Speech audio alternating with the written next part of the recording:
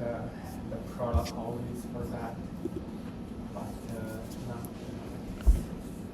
Let's see, I learned that Maud, the other person in the class, she's French and she's flying in, but didn't quite make it yet. She's in somewhere in transit, so she won't come to class today, but she's alive and didn't know her because she's in international studies too, right? Yeah, I had her in two of my classes last Okay, semester. yeah, so she's just not back yet from Europe. But she's a real person actually. And I don't know about Hope. I guess everybody else is here. I hope you all didn't have any misfortunes with the weather, no pipes bursting, cold. None of that. That's good.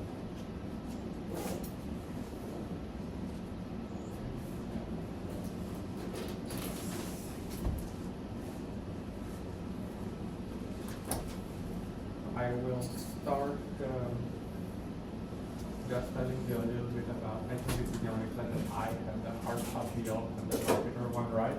I think that's the only book that they didn't give you guys in hard copy, which is actually better than I expected. I was worried they would just put all of them online, so you're lucky that way. Because you're all paid under that one thing, right? The charge is the same, that's what I heard, yeah. But like, all right, fine, transition cities. And yeah, so let me tell you just a little bit about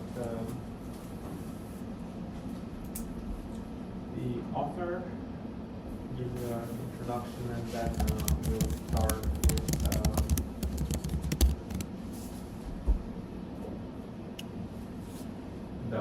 the first part. And we have Maverick being a real gentleman here and leading the discussion. Despite dropping that class tomorrow, right? Or did you drop it already? Already dropped the You class. already dropped it, all right, cool. So no, really no pressure, you can say whatever you want. But, because he took it before, it's not that he hated you all, it's just he didn't realize it. Right. Did you sign up for the other one? Yes. Okay, cool, so you're good.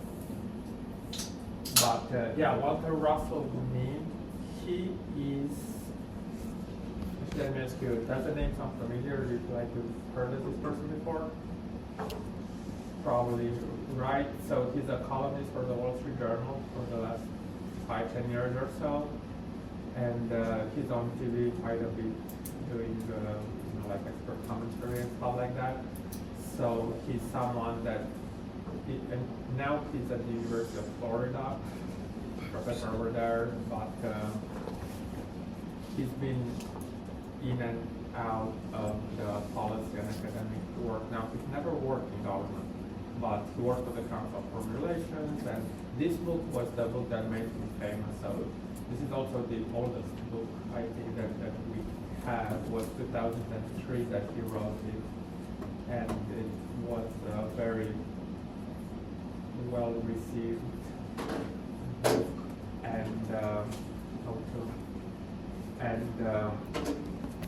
particularly as you maybe picked up on, or maybe this is how you learned that him, but once Trump got elected, a lot of people went back and said, okay, this is just like the Jacksonian school that we're going to talk next week actually about. But one of the 4 schools that Mead talks about has that Jacksonian flavor that a lot of people say this is very much like a Trumpy, populist, nationalist kind of flavor case. But I like this book because one of my favorite books in college as well, and then I've been using it in grad school for TAing and ever since, because it's, for a political science book, it's very well written. There's almost no jargon. I hope you picked up on that. There's metaphors and stuff. He writes more like a popular historian than like a political science professor, so that's good. And also, he talks about things that don't normally show up in US foreign policy, because most US foreign policy books pretty much start with World War II or talk about Cold War, post-Cold War eras to the extent that they go back in the past. Now he goes back way back to the beginnings of the American Revolution and history, the beginnings of the U.S. developing as a state, and talks about how some of these ideas that we encounter today, they have long-standing roots in the U.S. experience, so it's pretty cool that way. And with that being said, let's have Maverick lead us into conversations and debates.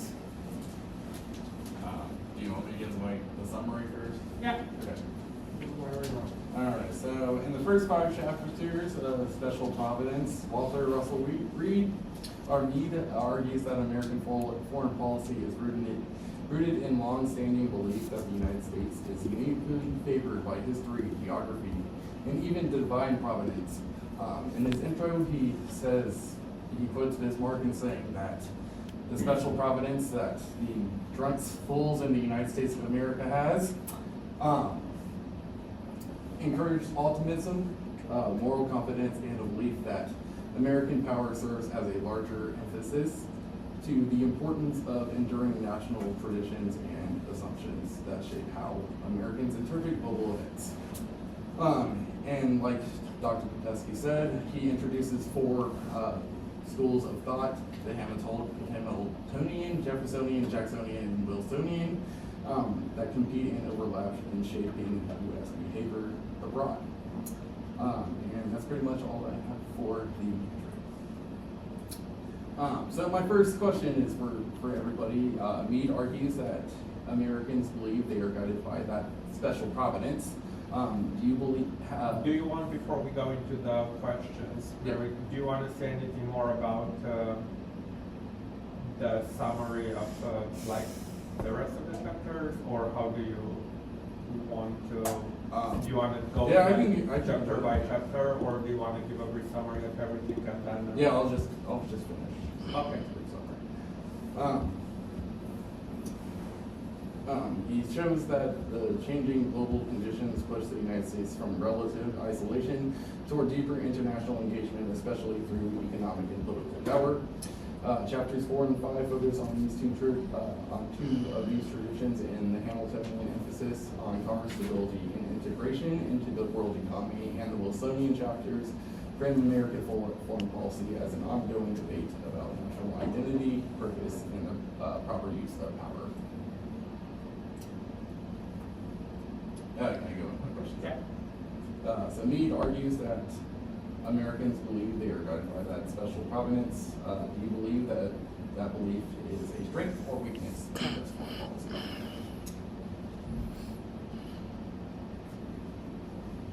And even if I can tag on to that first, maybe,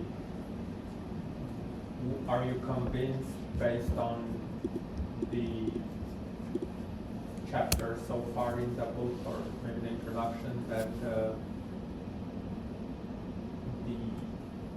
so when you say Americans, do you mean the public or the elites, or, because I was wondering who exactly is convinced of that? I think he's talking about the policymakers and the elites okay, yeah, so do you think that U.S. leaders have, like you say, historically have had this idea that the U.S. is special and meant to do great things, and if it is, then yeah, my question: do you think it is kind of a blessing, like Mead is saying, or could be kind of a curse as well? That faith of special providence in the U.S. That's kind of where you're going with the question, right? Mm-hmm. Okay. Well, yes, you can start with saying what do you think Mead thinks, and then what do you personally think? Are you convinced of? Do you agree with him or disagree with him? That there is this special providence that's kind of guiding U.S. actions oftentimes.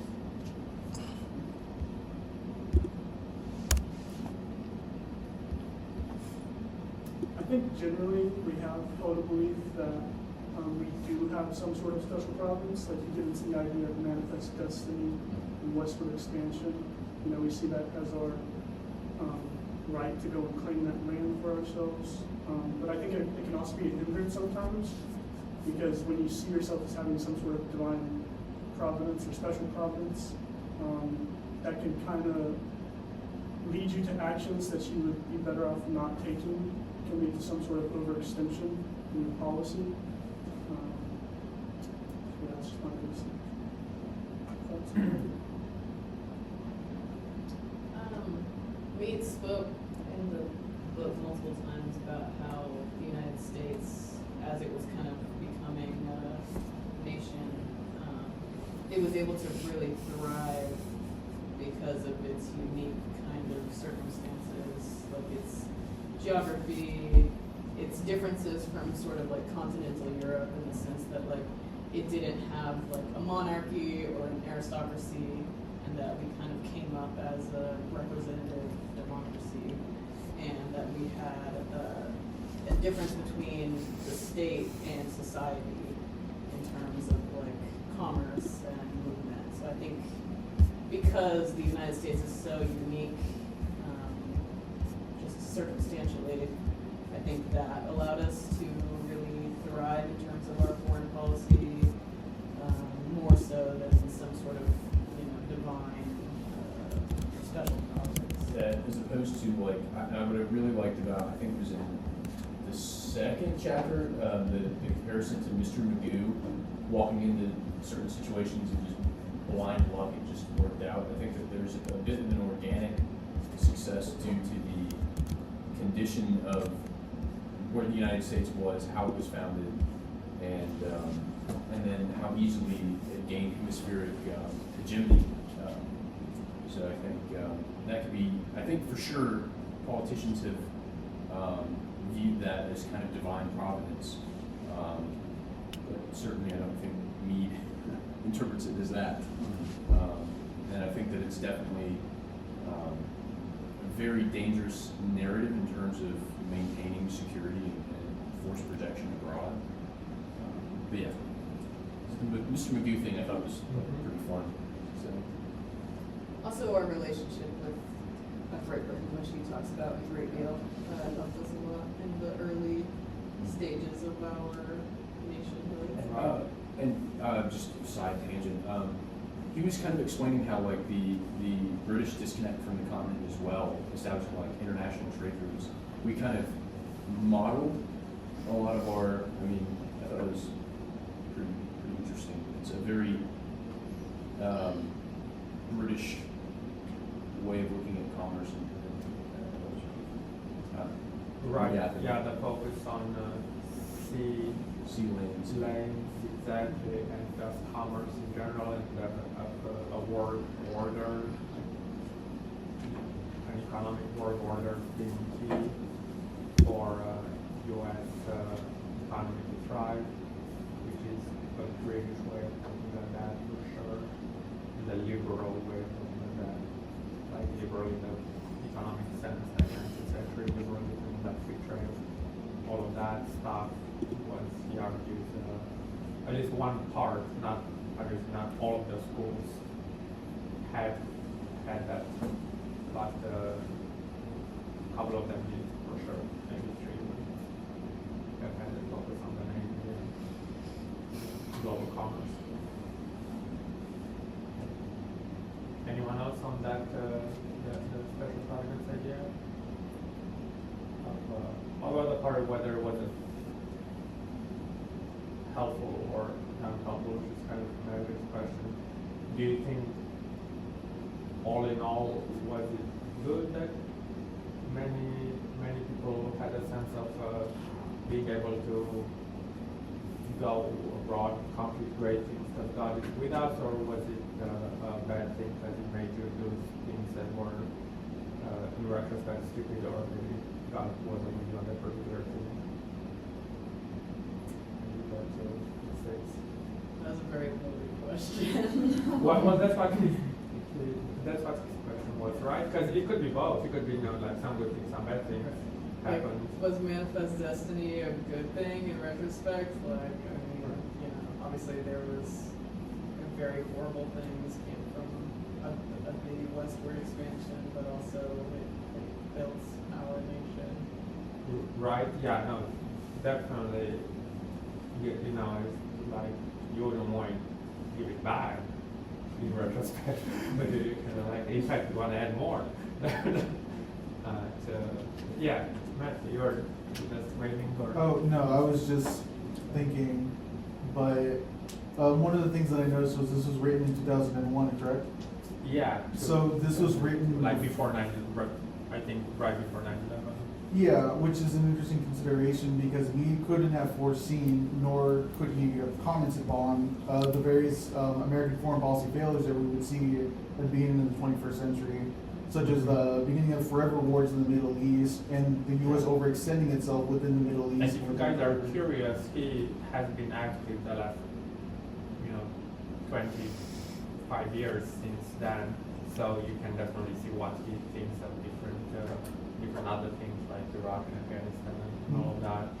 And he almost always made the case that, I don't know if you guys will talk more about that next week, but his point is because one question could be which school is the best, and he's saying that you kind of have to have some balance. You cannot go too far on any one of them. And I think after 9/11, he said we went a little too far on one particular one, and we kind of need to pull back a little bit. So that's kind of to give some balance. And he's arguing that's kind of the genius of the American experiment, that you never went too far on one direction because there are just so many competing forces, and the society is so diverse with so many regions that eventually if you push too far, like some of the other forces will come back and balance it as if it's almost by special providence. I think that's like the thesis of the book as I understand it, that you were spared some huge mistakes because there were just so many different people disagreeing with each other, so that kind of helped give checks and balances almost kind of style in the end. Lesson I read next. Okay.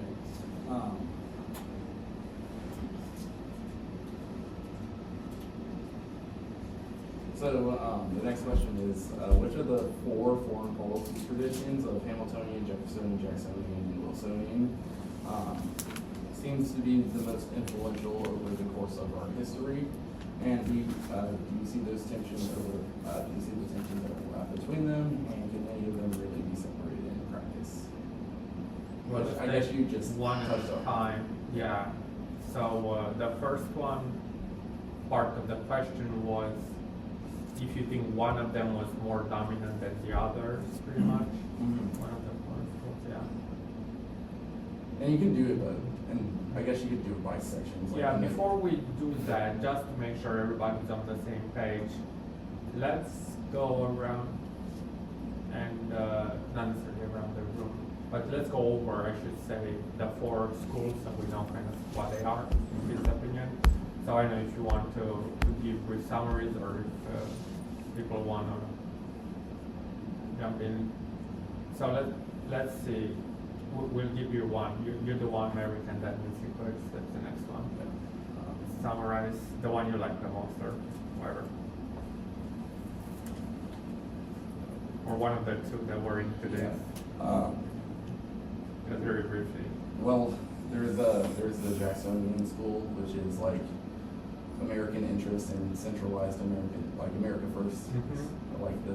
Kind of, yeah. So that's more like next week. But that was the most of the Trumpy of them, kind of And then- nationalist, populist, Yeah. type of skeptical of foreign alliances, Yes, and then. you but have- also pro-military as far as if you go to a war, like go big and win, or not, don't go at all, and then don't do nation building. So that's kind of the Wilsonian view. And then commerce is a lot more mercantilistic, less free trade than the others, more industrial manufacturing jobs here, home kind of thing. So yeah, we'll obviously go into more detail next week. So that's one. And then the Wiltonian tradition is like, it prioritizes commerce, financial power, and stability in the international system. It's kind of like a Yeah. liberal world order type of school, Mhm. and he's saying it's realist, but it's different than European realist. In what way do you guys remember? How is American realism in that Plutonian sense different than what Bismarck or other European realists would see? So it's more optimistic. It's more optimistic, yeah. And do you remember, Ruby, why is it that it's a little more optimistic? Has to do with the economics of it.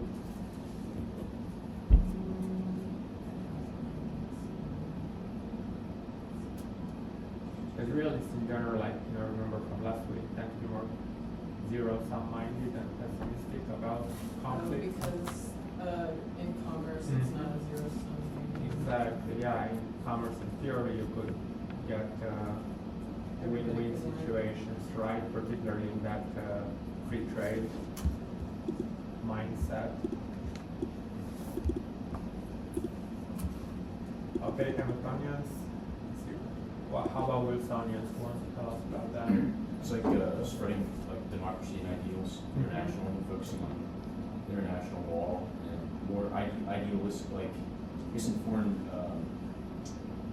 international relations, it's the idealist school of thought, Right. which is, I think, a very big part of the global war on terror and the global police kind of Right. idea. Definitely, you had democracy promotion and the focus on exporting democracy and human rights. That's a part of that for sure. So Wilsonian, obviously after Woodrow Wilson, you know who all of these are named after. Surely, because it says so in the name. But were you going to say something like that? No. Okay. Sometimes with that hand. You're okay. So Wilsonian, and very importantly, like Dylan was saying, not just democracy, but also rule of law and institutions. Many ways people said Bush after 9/11, he had like the Wilsonian convictions on human rights and democracy, but he had none of the Wilsonian focus on institutions, because with Woodrow Wilson, obviously, he established what was his thing? Internationally, the League of Nations, right? So he, the precursor to the UN, many people say. So he was very much into institutions. Bush wasn't really into institutions. He was just into promoting the ideals through military force more so than Wilson in that sense. So yeah, Wilsonianism, and then the last one, Jeffersonianism. Let's see who likes DJ. What were the Jeffersonians like? Again, we'll talk more next week, but just from the very brief intro. They're like the complete opposites of Hamiltonians, and they don't believe in like the international system, and they're very like, not like Jacksonian, where it's all about America, but like they are more centralized in their thinking. So you'll see next week, it's actually kind of a neat distinction. They would be what you find among libertarians, if you have any libertarian friends or any of you are. So they would be all about free trade, but also all about peace. So they would be pacifist, they wouldn't like military intervention abroad, partly because they didn't want a big government at home. So they were worried that if you have interventions abroad, you're gonna need a lot of military, and then you're gonna need to run deficits, and then it's gonna require taxes, and therefore you're better off not having an empire or arbitrary policy, so that you can keep taxes low and then keep the government from interfering with one's domestic rights. So the Jeffersonians were very much non-interventionists in that sense. Now, of course, they would like to trade with people, but they wouldn't like to get involved militarily very much, and didn't like alliances and all of that. So both them and the Jeffersonians were accused at various times of being isolationist, but for like slightly different reasons. Because neither one of them was truly isolationist, because the Jeffersonians would have liked to trade and everything, so like that, the Jeffersonians wouldn't mind going to war once in a while if need be. And so both of them want to deal with the war, but in different ways, and the first two schools, the Hamiltonian and the Wilsonian, and in a lesser way, it makes it sense to say this intervention is on the spectrum of intervention to non-intervention. The Jeffersonian Jacksonians less so than the Hamiltonians and the Wilsonians. All right, so now that we have a sense of what the schools are, your question was, in general, generally speaking, if there was one that you think dominated the Yeah. period of time, maybe if it's too, well, let's see if anyone wants to answer that, and I was gonna say, if not, maybe we can think in historical eras, maybe one of them was more dominant than others throughout periods of time. What do you guys think? Or were they always in competition? That's another way of maybe answering that question. Do you think that no one was ever really dominant? It was always a mix of at least two or three at the same time? I think it was always a mix of two or three. Yeah, but was one that was more often in the mix than not, maybe? Okay, really? I think until World War I, it was definitely more Hamiltonian than anything. The founding fathers were all very concerned with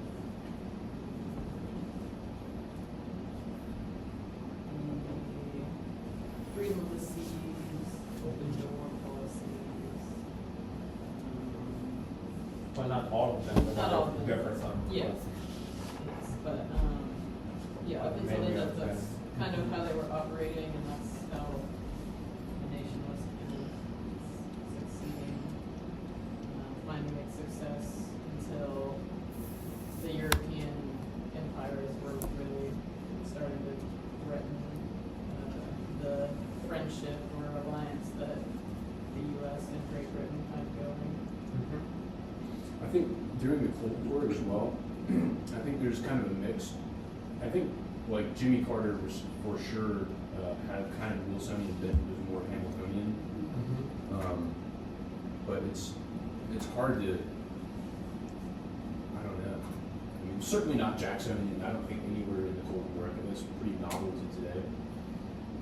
Well, we'll see next week what Mitch said about that, but I'll save that for next week. Yeah, I think especially in the later Cold War, like with Carter and Reagan administration, it definitely started to tilt more Wilsonian. Maybe before that, I would say a little more Hamiltonian, from like World War II up until the late Cold War. I The think establishment of like the Washington Consensus, I think, is pretty Yeah. Hamiltonian. And with the Bretton Woods Conference, Yeah, yeah. also the Hamiltonian. So I think those two, Hamiltonian and Wilsonian, have been like the most dominant through like all of U.S. history, but I don't think one has been like top dominant. in all of Okay. history. Okay, let's see. Anyone else on that? Do you recall from the book kind of the way he's framing it?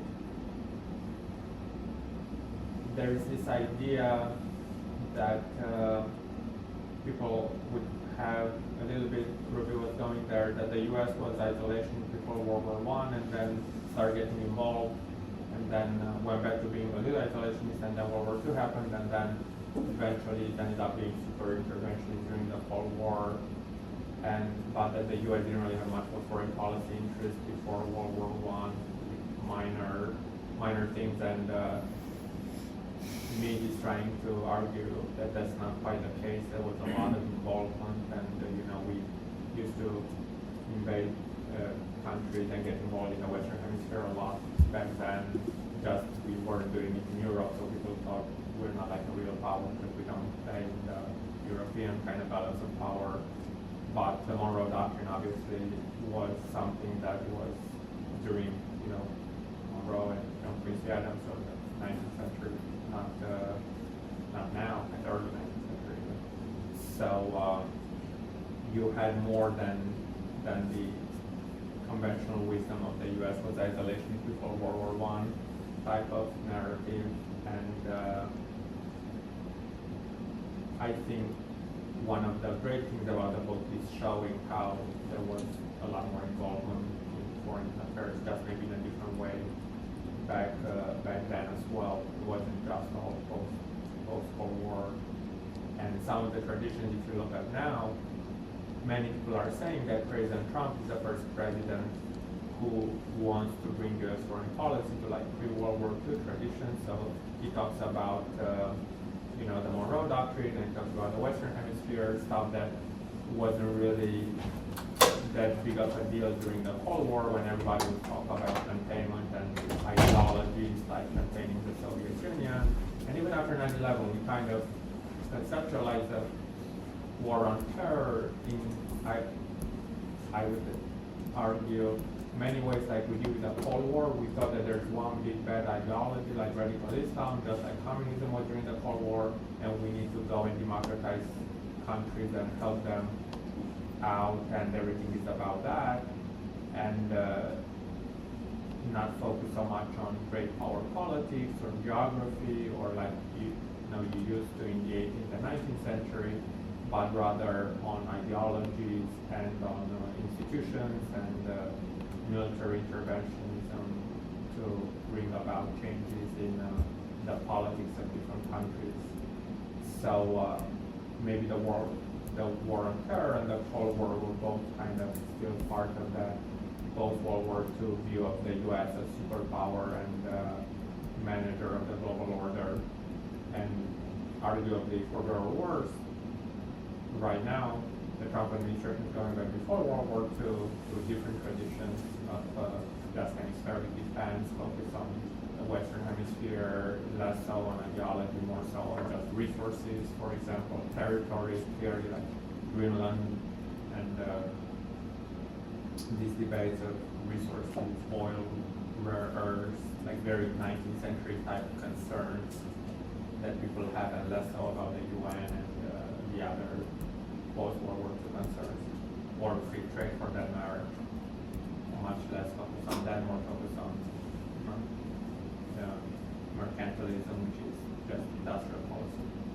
We'll get there later, next week or so.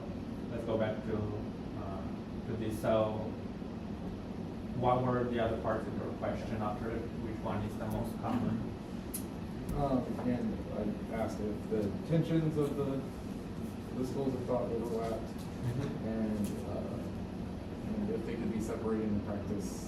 And I also asked which one would you think would be most effective today? Well, we'll save that for later, but let's get to the one about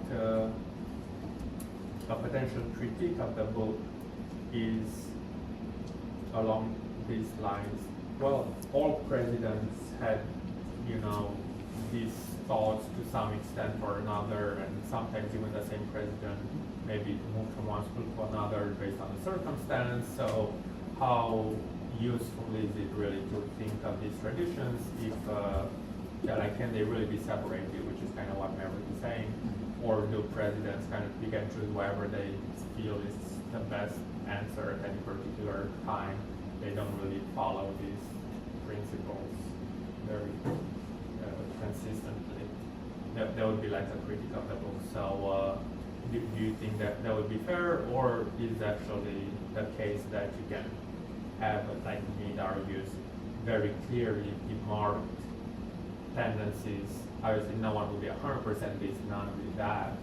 No administration, even if the president maybe, like Wilson himself, I think he mentioned at some point acted like non-Wilsonian in some ways, right? So you have to adapt sometimes. But in general, do you still feel as if these, do you think, I should say, do you think these are, that we do thoughts, not feelings, do you think these are good ways of understanding the foreign policy, or just more so mixes up things too much? Like you can't really delineate it very well. Did you find them useful analytical categories? I found it useful. For understanding? Yeah, for understanding it.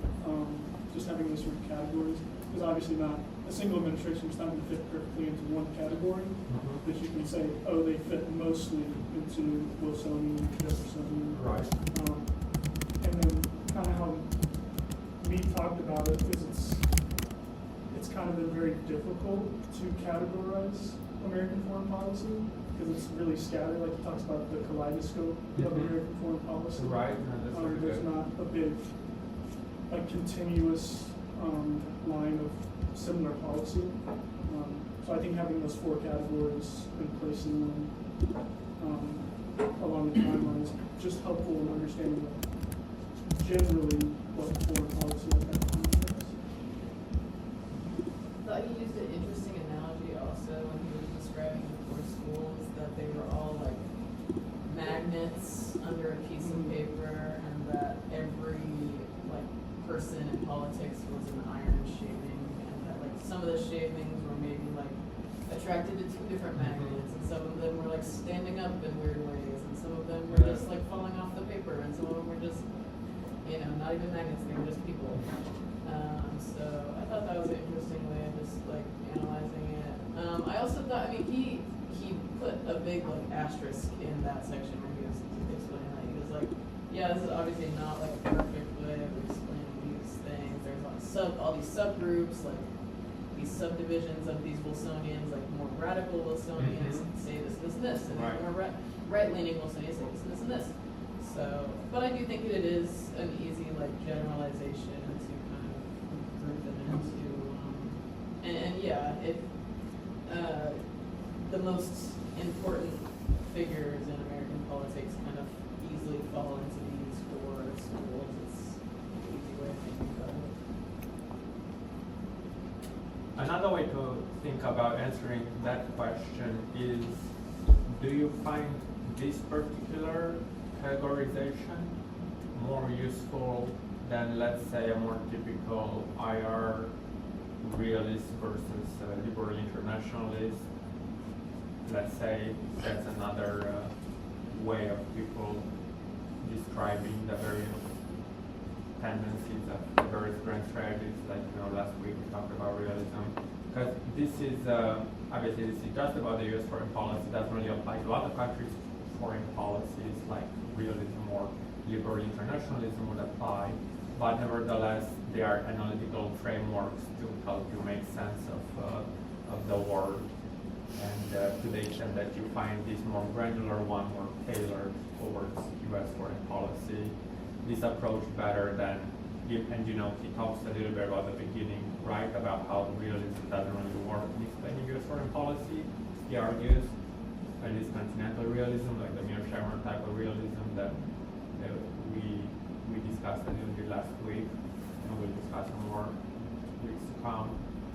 But that's kind of his intellectual adversary, like the opposite, which he's arguing against. That's something that's very helpful to both when writing papers, but also when we read papers, try to think who are these people arguing against, like who are the intellectual adversaries of the people making those arguments.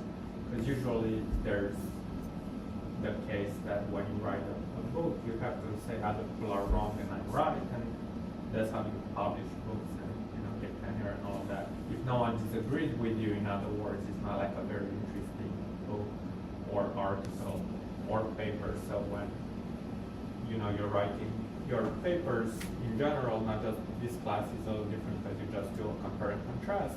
But when you write a thesis, it's good to always think who are you arguing against and what contribution are you making.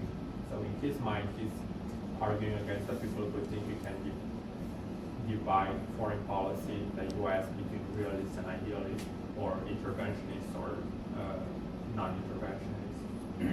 Yeah. I think realism, and specifically like Mearsheimer and others, it takes this kind of, and I think it's a wild oversimplification and not good enough for nuance, because it's purely like positivist kind of mechanistic logic.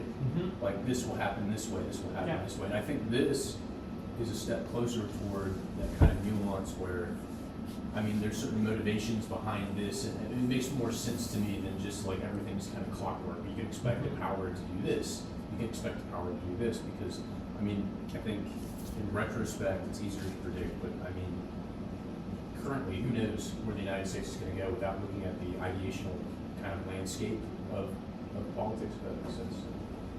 So I think this is better. I think realism. Can't wait is- to get to my book to prove you wrong. Oh, okay. No, it is definitely, yeah, this is a lot more nuanced in here, right? But this is just one country. My theory works for every country. There's every great power.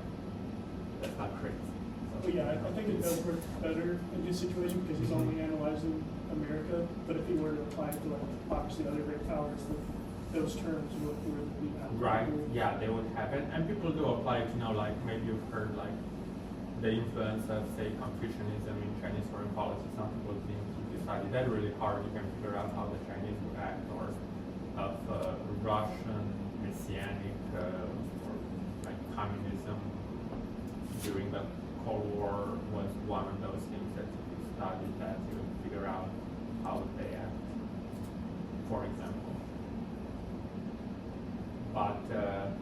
But yeah, okay, so we answered 2 parts of your 4-part questions. What were the other 2? I think one was about which one, something about the future. Leave that aside because you'll talk about that after the break.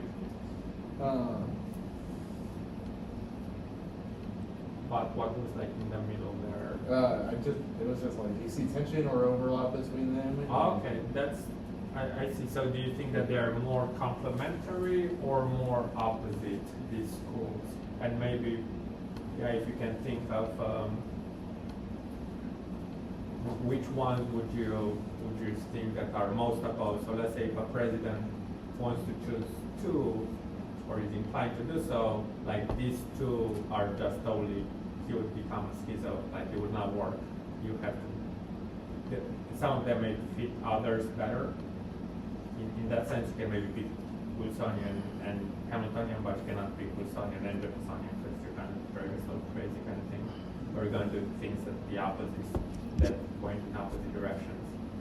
That's kind of what you're saying, right?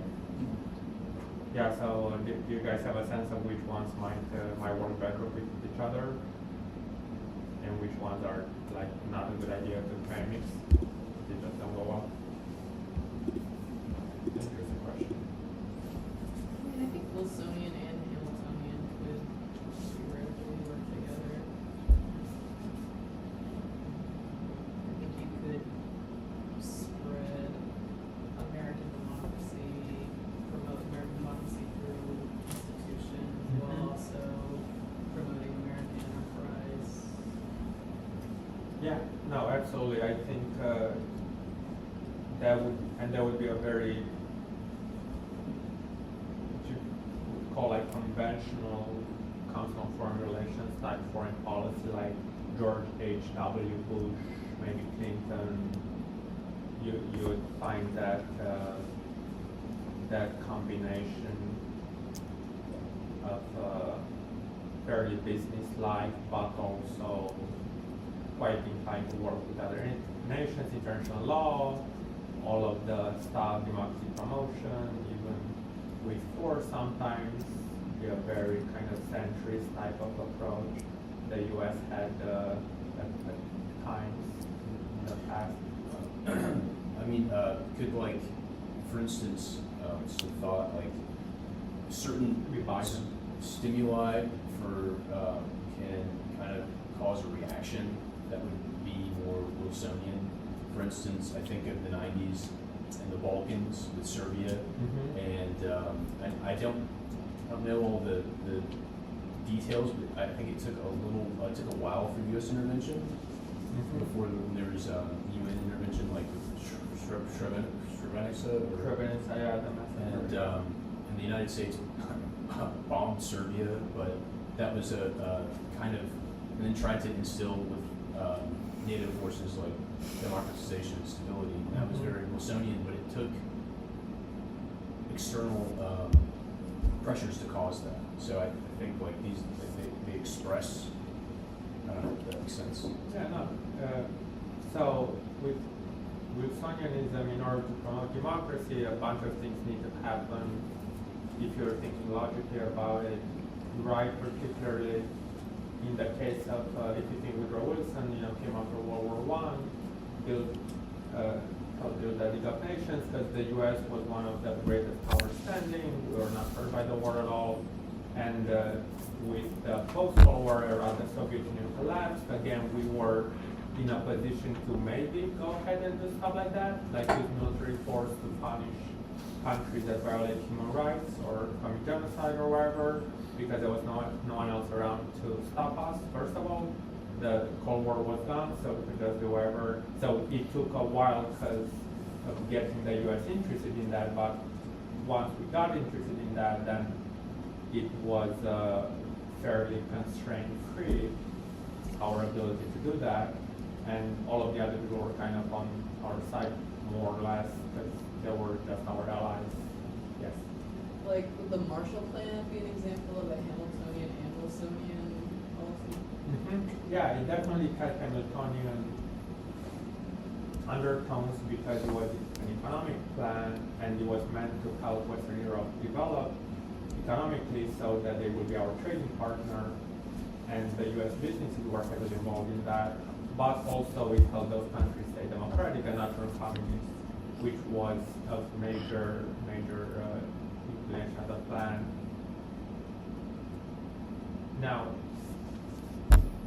one big difference between the two, I think it's important to keep in mind, is like if you think of that chapter of Wilsonianism, what's really animating, because not all the Wilsonians were like Council for Election Business Types, right? He talks about missionaries. Do you guys remember that part? It just talks about Christian missionaries going around the world trying to help people, and that he sees as a Wilsonian kind of impulse still, that it is,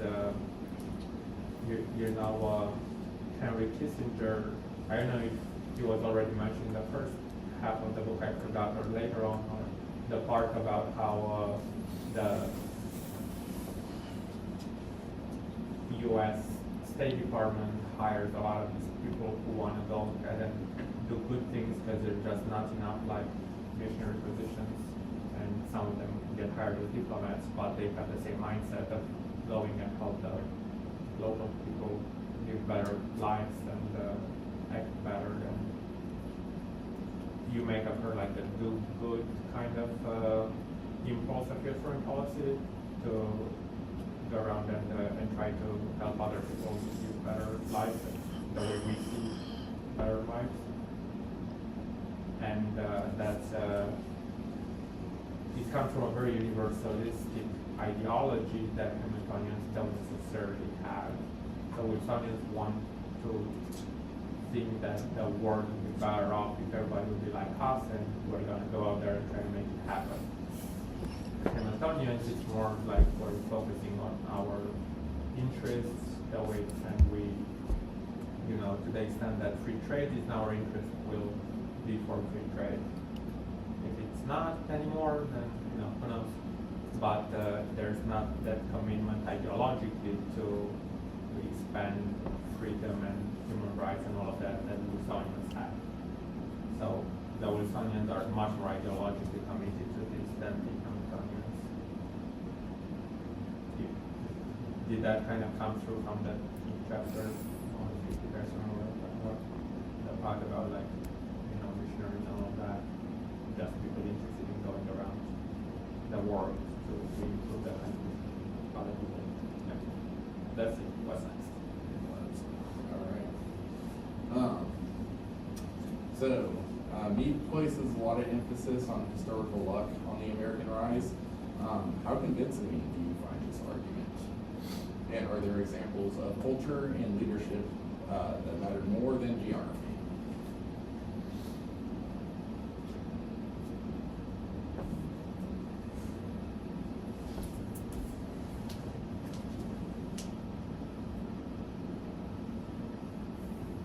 When you talked about luck, like again, do you guys remember that part we talked about what was it, French diplomat or whatever said that America is like fish to the right, fish to the left, and Mexico and Canada like south and north. So here is great positioning as far as geography is concerned. If you want to be a great power, it's super easy not to have to worry about getting invaded ever. Pretty much, unlike the other great powers that were neighborhoods where they had a lot more likelihood of getting invaded by their neighbors. So they had to focus much more on defense than offense. The U.S. once it became small, then it could focus just on playing offense. So that's part of the luck part, right? That some people argue was almost predetermined that if you have all this land and resources, you're gonna end up being a pretty big superpower. Kind of the Bismarck way of saying it. Not that we're the only country with land and resources, obviously, but still pretty good foundation geographically to start with. Yeah, I So think- there'll be one, yeah. Sorry, I think most of our luck does come from geography, just because we are separated by an ocean from the other great powers. We're the only one in our hemisphere. And then like our main rival in the 18th century was Britain, and 19th century was Britain. But they were often occupied with stuff that was happening on the European continent. And so while we did have a lot of tensions, there was not a lot of instances where there was direct conflict between us. And then, you know, a rise in Germany and other European powers led to a rapprochement with Great Britain and the U.S. And so we just got pretty lucky with where we were positioned in the world. We didn't have to deal with, like you talked about, the scorpions in the bottle analogy, and how we were happy to help the UK keep the scorpions in the bottle. Yeah. You ever found a scorpion in your apartment? I did a couple of times there in Texas. They're not as big as I thought, but it's definitely not fun.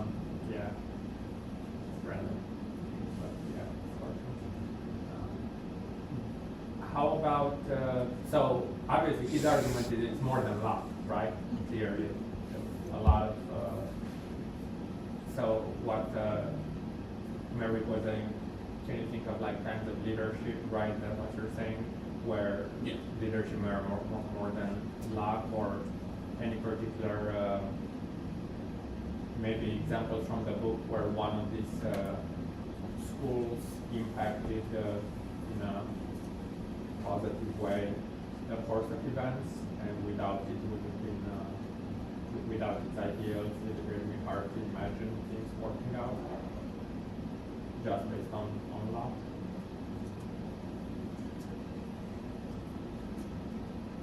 One way to think about that is obviously the U.S. had a lot of failures as well as a lot of successes in its foreign policies. So, can you think of the successes? What maybe was more of a leadership, an example of leadership than just pure good fortune?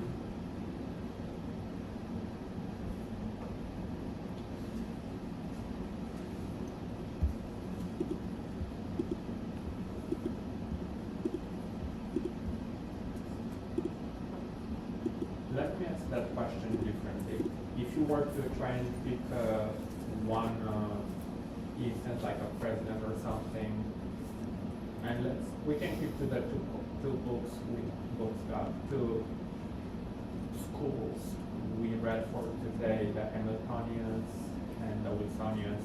What do you think, just from the book itself, if nothing else, what would you say would be like the biggest Hamiltonian success or episode, and what would you say would be the biggest Wilsonian? So something that was done according to the principles of that theory, but also ended up working out in a way that people who may not like the school of thought itself would say still that was pretty good, like they work out well. Are there episodes or decisions that come to mind, or presidents, like presidential tenures, stuff like that that you think this is a good example of this particular school of thought really working out for the national interest of the U.S.? I think that's hard of a question, but you can look through the chapters itself and kind of see what. There's got to be something good there, right? Otherwise, you wouldn't be a successful school. No one would want to do it again. It was all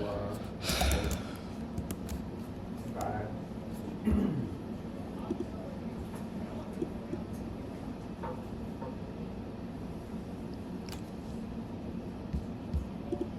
So let's take Hamiltonianism first. So page is basically 99 to 132. If you need to scroll a little bit, maybe pick up some. If this is something that caught your attention while reading it, what would you say the biggest success of Hamiltonianism is, as it's described in this book, or the way you want to think about it also?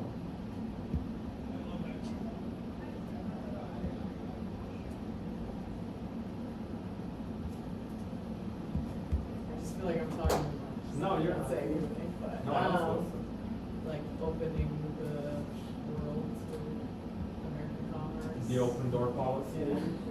Yeah, definitely. That worked out great as far as the U.S. Economy was concerned, right? It was able to trade with countries all over the world and then develop, become the greatest country in the world. Now, funny enough, we didn't trade nearly as much up until World War II, even during World War I, and still trade as a percentage. Our GDP is much lower than for other countries, just because our economy is just so large that no matter how much you trade, it's still not that much compared to the internal demand, internal market for product. But absolutely, there was, the fact that you had trading relations and you had U.S. businesses going around the entire world. That was a very Hamiltonian kind of approach. Also, the relationship with Great Britain, you could say that you were able to use their navy to protect our commerce, kind of, more or less, during that time was a good way of going about it. So we didn't have to have our own navy everywhere, just to have the British one. He said somewhere in here, like, for 141 years or something, as long as we were cool with Great Britain, like, we were kind of good in terms of, like, threats from anyone else in the world, because they had the strongest, most powerful. Right, so they wouldn't let anyone like invade us from Europe, kind of. So we could just focus on other things, except, instead of security. Yeah, definitely. Yeah, it talks about how we were happy to live under the British economic system because we benefited so greatly economically from it. I think one of the big successes of Hamiltonianism is how we were able to emulate that. Once the British Empire fell, we were sort of primed to take over once the British Empire declined because we had that long-standing relationship with Great Britain.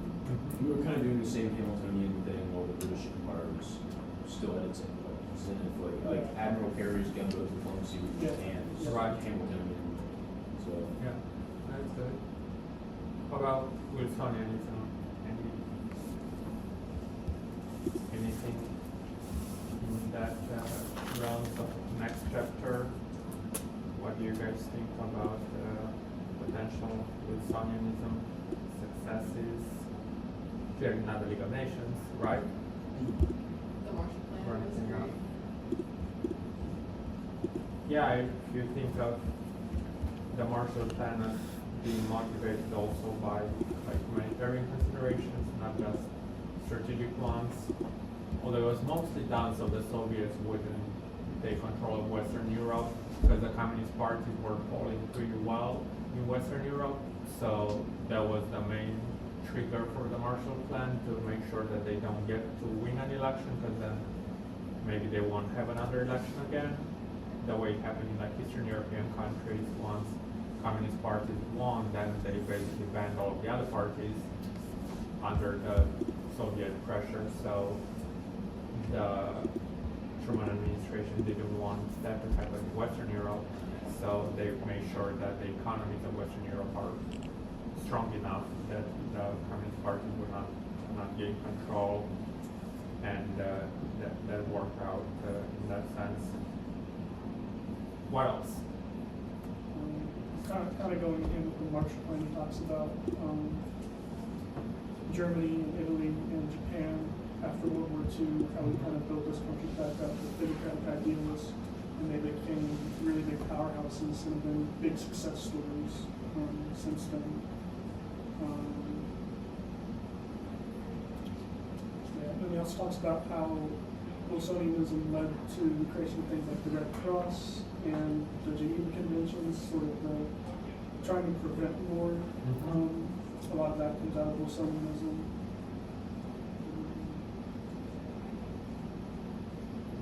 There's that. Again, it's sometimes like mixing of different motives, because with Germany and Japan, again, just like the Marshall Plan, most of all we wanted them to be anti-Soviet. So the fact that they turned out democratic was good, but we also were very cool with, like South Korea, for example, or the Philippines, other countries that were anti-communist but not democratic. But we didn't push, like we didn't force them to be democratic. We just, for those, thought that it makes more sense that they be democratic than not. And with Japan, like they had one party rule for a very long period of time, even as a democracy, before we kind of felt good with like, okay, go can have more parties and see how it goes. And yeah, that's good. Let's see, Mary, do you have other questions?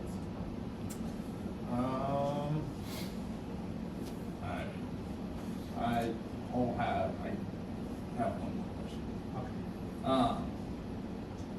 Okay. You already kind of touched on it a little bit. It's about the framework of the 4 schools. Okay. It's like, do you find that Meade's framework isn't an effective way to understand the foreign policy history of America, and what were the potential limitations and strengths of this approach? Yeah, I guess we answered the first part that it is an effective way, but let's answer the second part. What do you think are the limitations and or the pluses and benefits? I guess, yeah, the pros and strengths and weaknesses of his like 4 schools framework overall.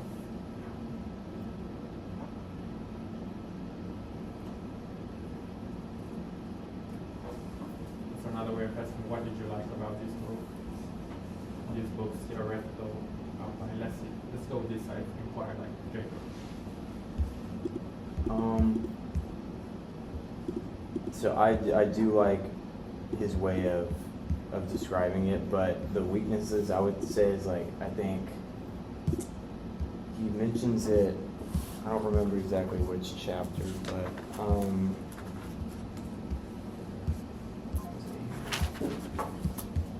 but he mentions about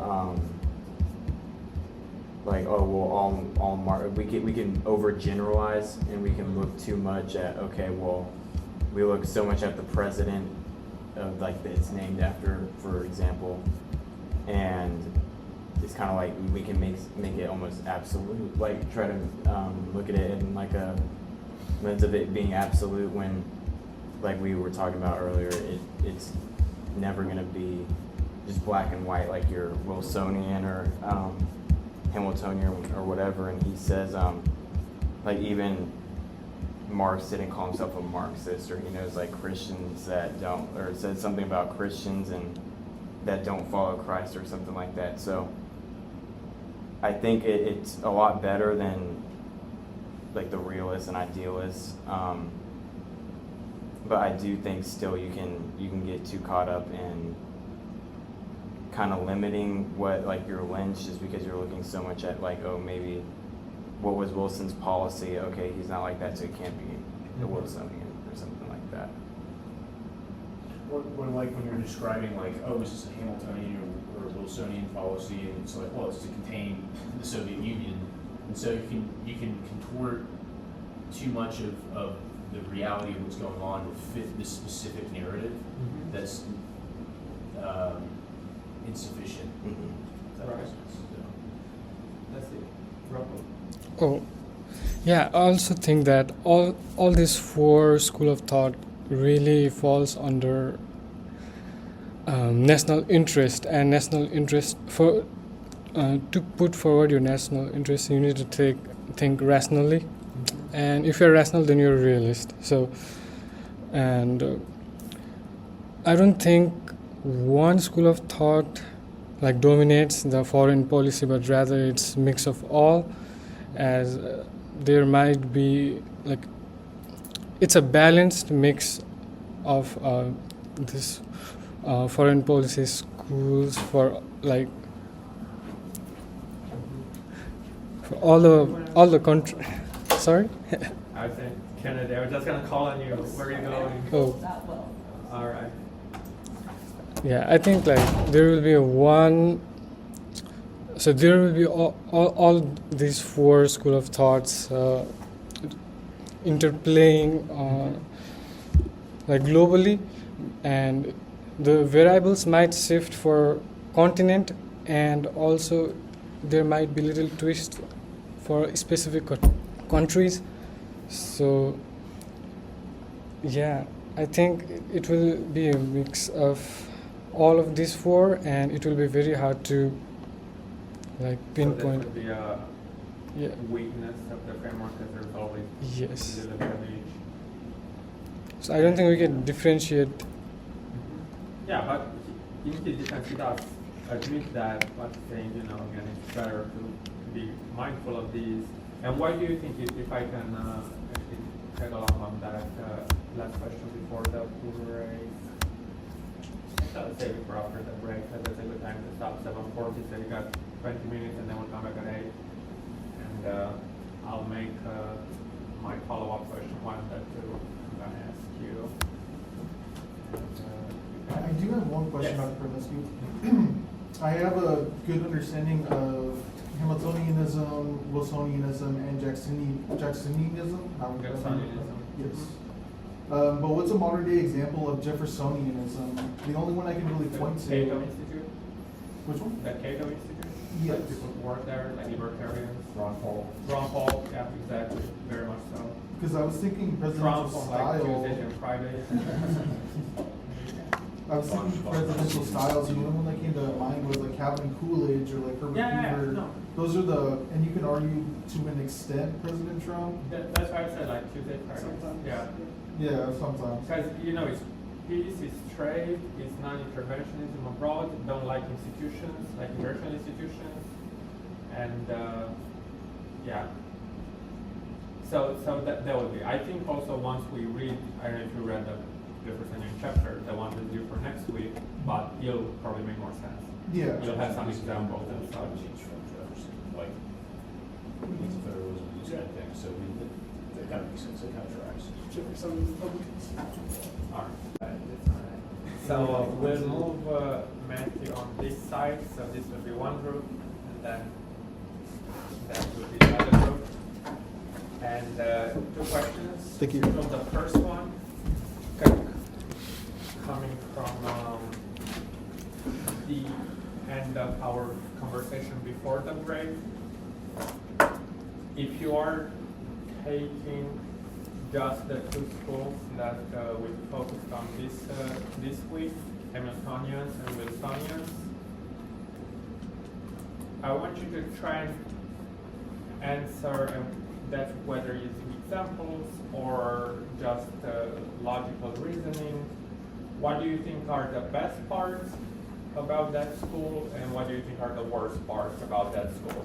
So if a president were to go all Hamiltonian or all Wilsonian, what do you think would be the best things he would do? What do you think would be the worst things he would do? And so that's question one, which is more analytical. Question two, which is more focused on current events kind of things.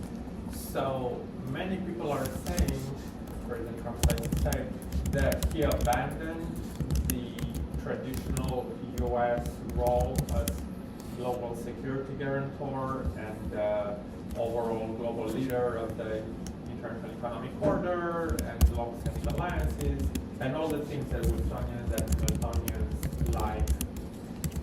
Do you agree with that critique or disagree as far as do you think this current administration abandon all of those things or not? And secondarily, based on how you answered the first one, do you think that that was a good idea or a bad idea? So whether to abandon them or not, do you think the way that, based on your answer, was it good or bad? Was it the right decision or the wrong decision? Sorry, you abandoned the role of. The Hamiltonian and Wilsonian type of arguments. So in other words, were we due for a correction? Did it or is it a mistake to de-emphasize those? All right, so first one more analytical, second one more applying to President Trump's administration in particular. And let's start with that, see where we go.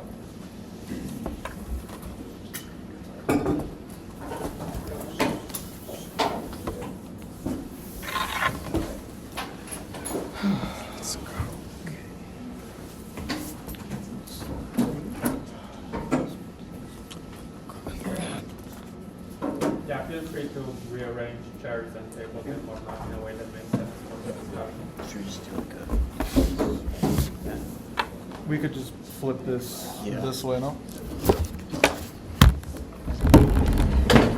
Yeah, you let them know no room to.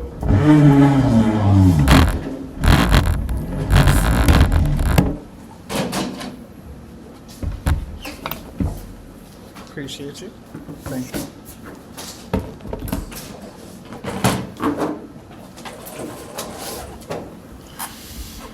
That's better.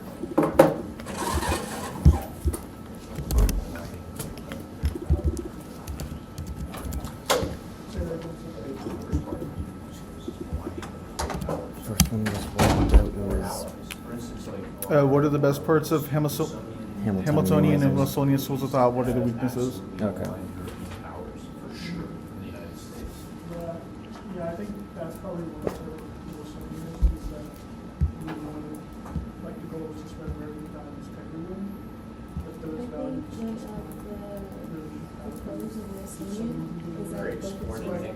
really obviously in Germany, that's just worked out pretty well. I think Other places, a lot of good international organizations came from Wilsonianism, such as like the Red Cross and the League of Nations, even though that didn't work out, but it paved the way for the UN and the World Court and stuff like that. So I think that that's definitely a plus. Not every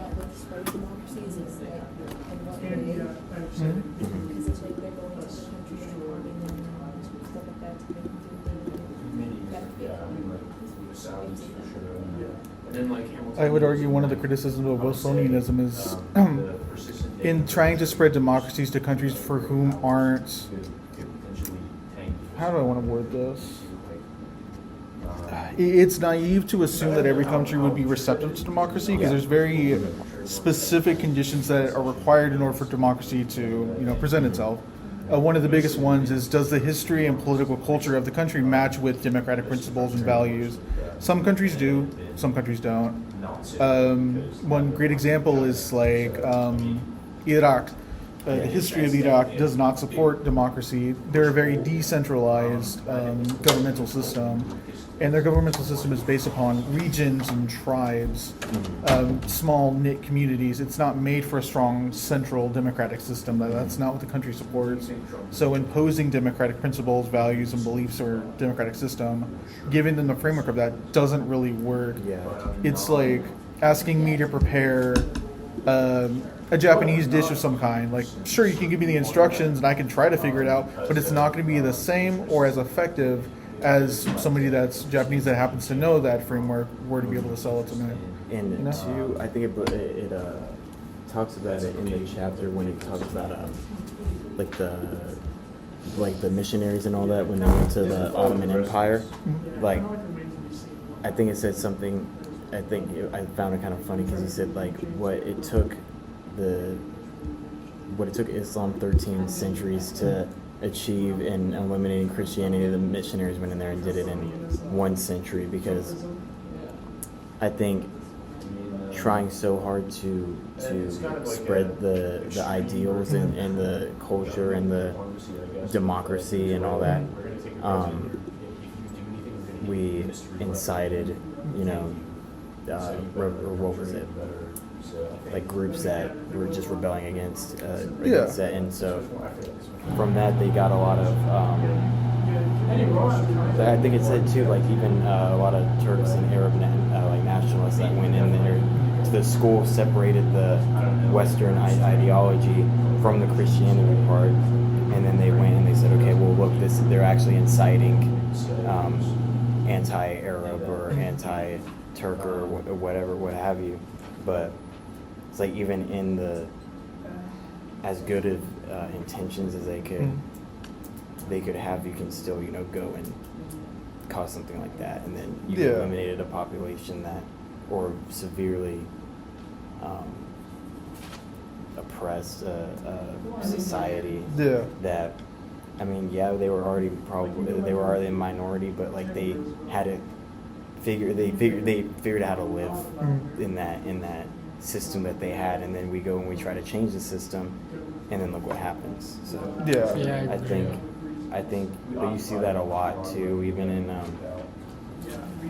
like just it can be for completely good reasons, if however you want to it's objectively good in our society, but then you see like you were talking about like Iraq and a lot of the Middle East and a lot of Africa, where they try to even Latin America, they do it.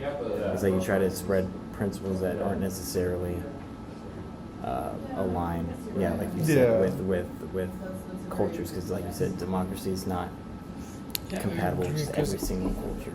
It was same for us. Like yes, democracy is accountable to like public opinion, and it can create reliable partners, but when you try to force it, like in Nepal, CIA massacred a royal family.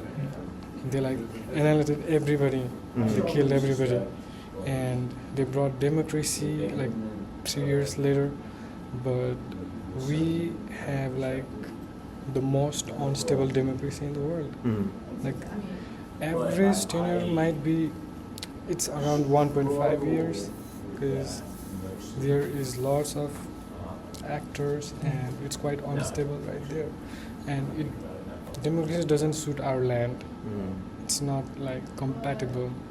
Like monarchy, we are thriving, but what after CIA did, killed everybody, king, queen, and the descendants, everybody, and they brought like democracy, the actors, but we are failing as a nation. So maybe some like India, if we have to come there, then there used to be monarchs too, but it's a democracy, and if we see now it's thriving, but democracy, it's not like cookie cutter regime. It doesn't work. So I think that's how it goes.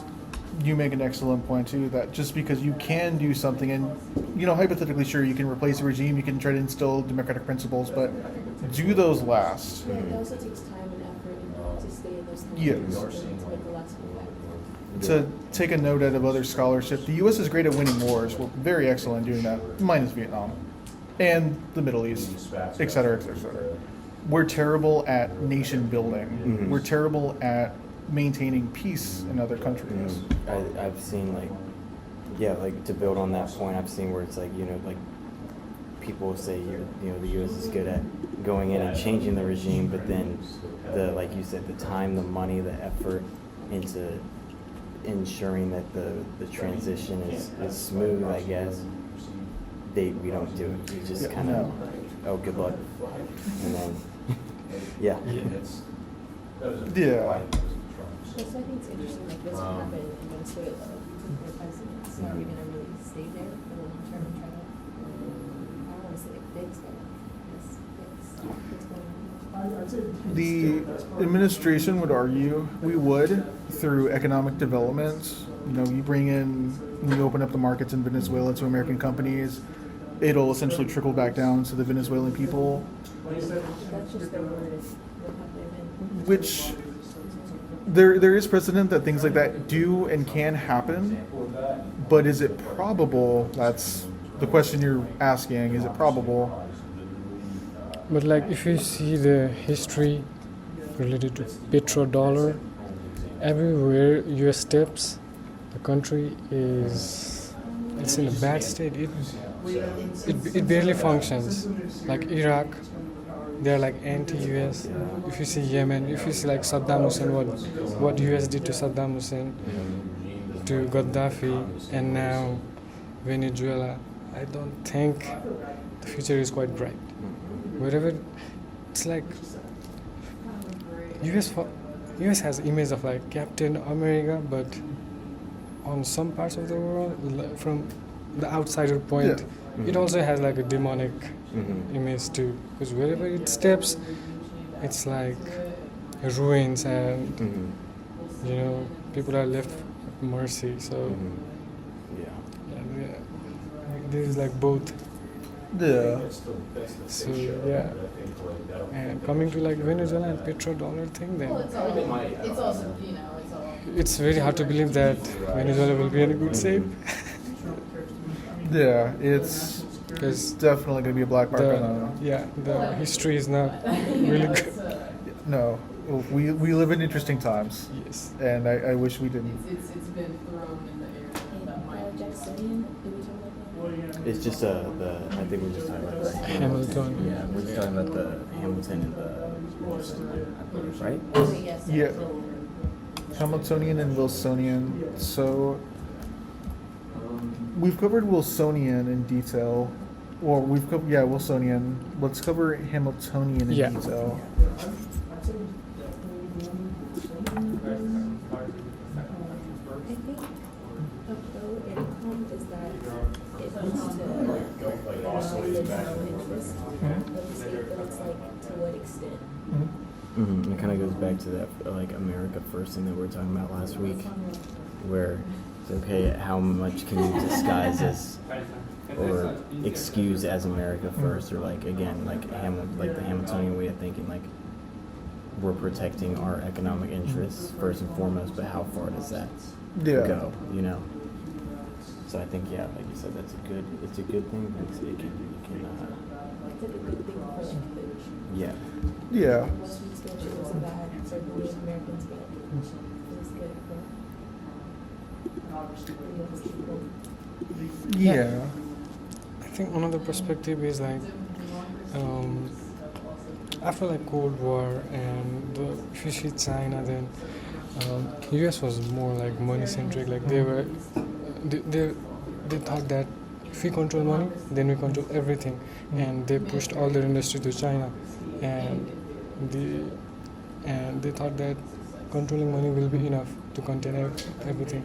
But their manufacturing grew, their economy boomed, and actually it backfired to US because economically China is like right behind, and it take us over, like because they have all the manufacturing power, and like make in USA, what do you say, the narrative, I don't think that's gonna like really help us. Well, that's what I think. 'Cause, yeah.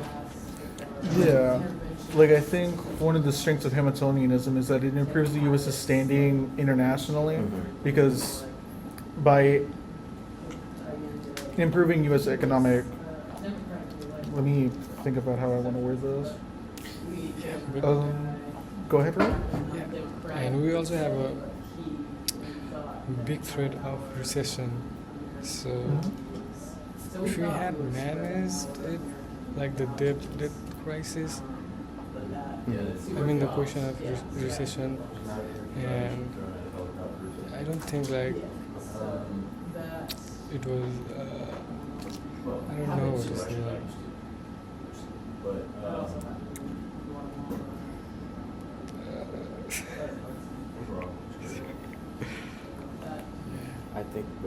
I think it definitely does improve. Well, I think one of the strongest things of Hamiltonianism was the open door policy, like we were talking about earlier. Just being able to stabilize and protect the flow and exchange of dollars, and opening up our markets. I mean, that's got to be one of the strongest things. Because if you're able to establish yourself as the economic power in the world, well then there's a lot less. Obviously, I mean it's kind of given, but like there's a lot less you have to worry about, and you don't have to worry about. What was it? I think it mentioned it somewhere. Like you're not pretty much at the mercy of foreign investors, which arguably we're starting to kind of get back there, where but that's just because of globalization. That's not because necessarily any of our doing. But yeah, just being able to not be completely at the mercy of like, okay, well, our currency is not even like a world currency. You know what I mean? Yeah. That has strong backing, because we are the global reserve currency. So I think that helps protect us a lot. But yeah, that's. And it allows you to call the shots internationally, Exactly, for yeah. sure. Because the United States is like, if the United States wants something done through an IGO, we're typically the first one to speak and the last one to speak. We tend to call the shots when it comes to a lot of that stuff. Which also gives us special privileges, like with the ICC, the International Criminal Court. George W. Bush is a wanted war criminal, charged by the ICC, but he's untouchable because he's a United States president. Yeah. Funnily enough, he's over in Houston, over on a farm, but he can't leave the farm because he could be arrested and extradited over to Switzerland. Really? Yeah, funny thing. Yeah, he's a charged war criminal. Funny thing. Netanyahu is another one recently, but again, he's under U.S. protection, so. Yeah, I mean that's why he was able to go to where he was in Florida or something like that. Isn't he? Yeah. Yeah. That's why it was like a huge thing in what's his name's campaign, New York mayor, I forget his name. Mamdani. Yes, that's why it was a huge thing. Like, oh, he comes here, or I'm gonna send him back, and it's like, well, I wish, but that's an international crisis right there. But it's beyond the scope of this entire thing. And then, did we touch on weaknesses? I think we did. No. One of the big obvious weaknesses is you spread yourself way too thin. You only have a finite amount of resources. You start throwing them willy-nilly, for lack of a better word. You're not going to have supplies where it counts. Like, there's a lot of discussion in foreign policy right now. The U.S. can only focus on combating China or combating Russia. You can't really do both, while supporting Europe and then supporting Israel and then supporting Latin American countries or African countries through foreign aid. So you spread yourself so then you got to pick and choose your theaters. And that is one of the criticisms. You're spreading yourself way too thin, that you can't focus on. You make everything a priority, and when everything's a priority, nothing's really a priority. And I also think too, it's got like it can have like a moral implication too, because you might back certain interventions or something like that just for the pure like economic benefit of it, and So you can start getting into that, and you're like, okay, well, morally, should we even be doing this? Yeah. Because for the sake of our economy, I mean, but I mean, it's not like it hasn't been done. Yeah. So, Like you can point to, I'll give a modern example and then an older example. Modern example would be Venezuela or Greenland, the actions in there. If you were part of the Hamiltonian school of thought, you could say, yeah, this is totally okay, you know, it's Yeah. for business interests. Yeah. It improves business interests. It may hurt international standing, but business interests should trump that, and that will help repair any lost goodwill because we're still the biggest Yeah. contributor financially. An older example would be something like Vietnam. Mhm. For all the talk about, yeah, democracy, woo, rah, rah, Robert McNamara released a presidential memo in 1962 that talked about one of the biggest reasons you get into Vietnam and you want to increase involvement in Vietnam is because of all the raw resources that are within Vietnam and especially the cheap labor within Vietnam. So again, the Hamiltonian school of thought would look at that and say, oh, well, this is something we should get involved with because those are cheap laborers. They could work for really low wages. They're non-Americans are on the other side of the world. You can treat them of a certain variety, you know, things like that.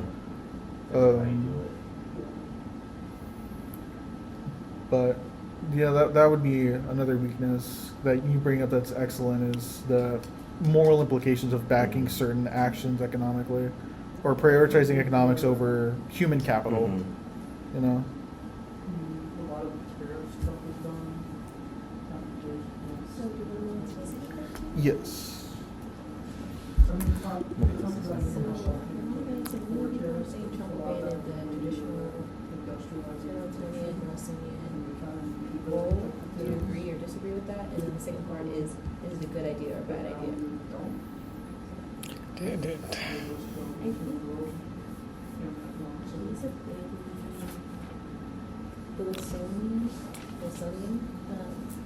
Yeah. Well, just because I feel like the U.S. has lost all of its values. I think a good example is, I think it was months back that Trump let some South African American people who asylum, who were basically just facing discrimination, but then there's evidence that goes on in Congo that he doesn't get to flapjacks about it. Yeah. So it's like, we just need more actually help humanity help, especially with Palestine, or helping people that kind of themselves. Yeah.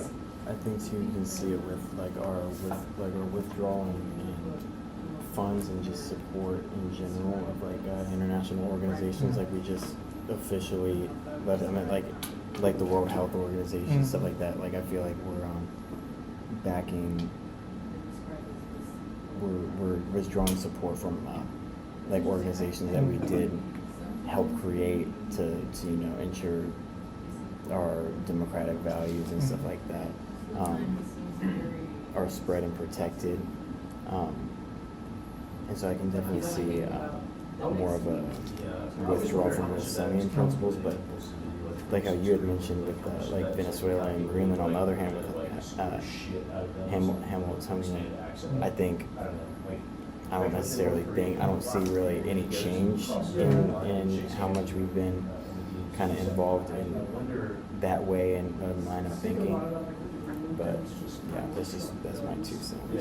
If I can push back just a little bit, another key aspect of Hamiltonianism is the involvement in international relations and international organizations part of it. So it's business interests and then international involvement. So I'd argue economics has, that's definitely taken a higher priority than international involvement in international organizations, because President Trump in his first term and his second term has pulled the U.S. out of the Paris Climate Accords in the first term, and then the World Health Organization, which crazy, to say the least. And there's going to be more that we're going to slowly pull out of as the term goes on.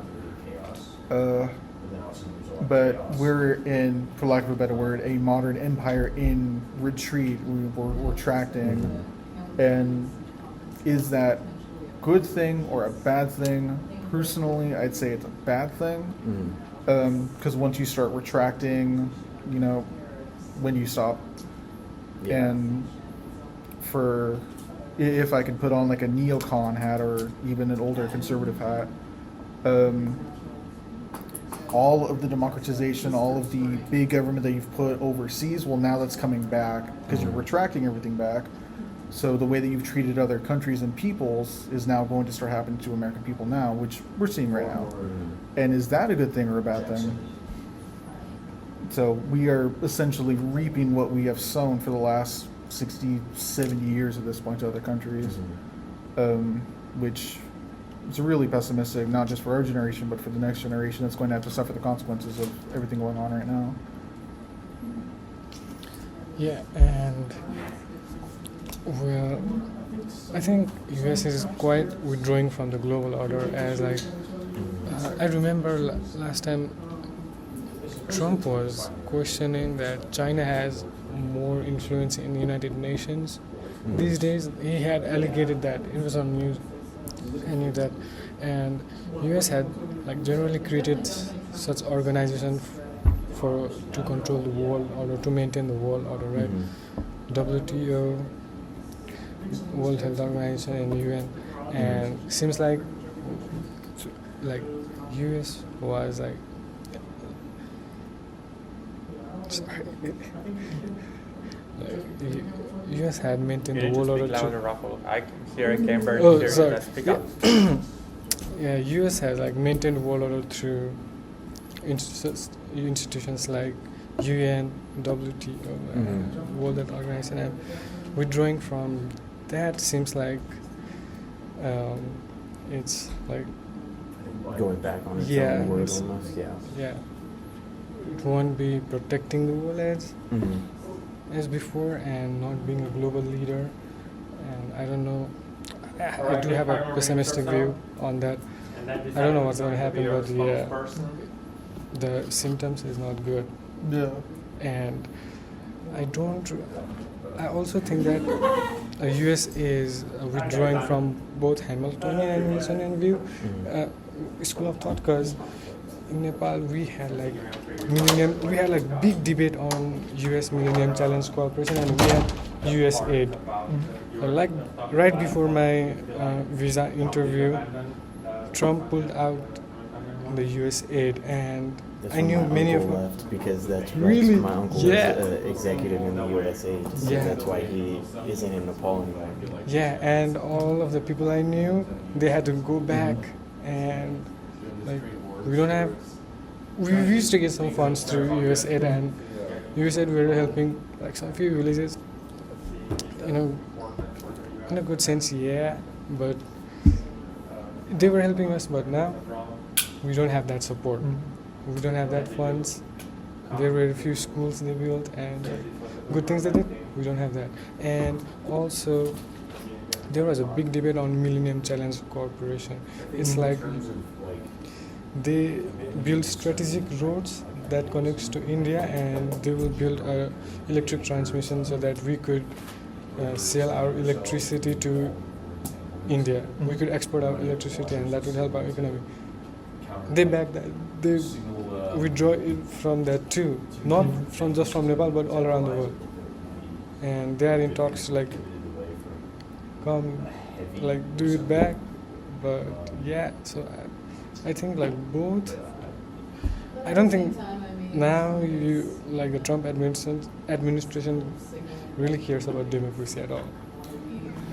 Yeah. When it comes to like Hamiltonian, he's doing too much of it to where it's dangerous. And with the Wilsonian, he's not doing enough to where it's dangerous. He's pushing it. Yeah. Also, I think Trump is doing because he has recession in his mind and economy. He has to regain that economic prosperity back, so that economy is like base for everything. But you have to fund military, you have to go abroad, you have to finance like countries, and so economy is a big part. And also, if you see like Russia, China, we have like few wars still going on around the world. And again, coming to Greenland has economy. Also, and he's protecting petrodollar through Venezuela. So I think he is retracting like every penny back to US.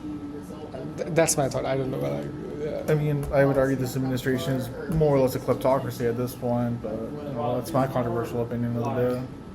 yeah, that's what I think. So you have to think about economy and then world order next, Yeah. because that's what happened. Like in the book too, But, they were trading they would also go to some right after British fell. Then So if the mindset they took over. is So that's my thought. I don't know if I'm like correct or No, not. no, I understand. I understand. It's that will probably it's just- be beneficial for us. at least for me, I never thought I would see the U.S. do any of this in my lifetime. I mean, I'm only 27. God help me. It makes me feel so much older saying that, but just.